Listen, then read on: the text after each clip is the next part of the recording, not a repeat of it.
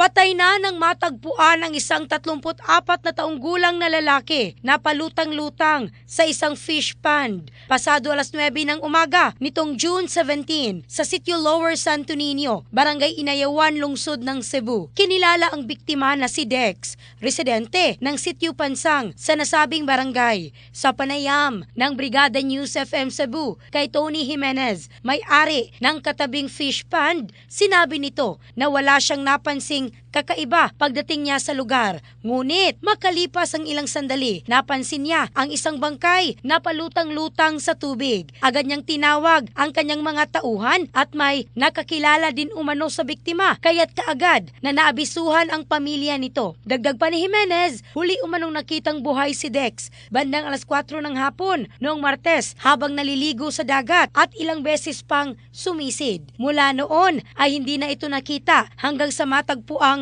palutang-lutang at wala ng buhay sa fish pond kinabukasan. Patuloy ang investigasyon ng mga otoridad. In the heart of changing lives, ako sa Michelle Craste ng Brigada News Philippines, the Music and News Authority.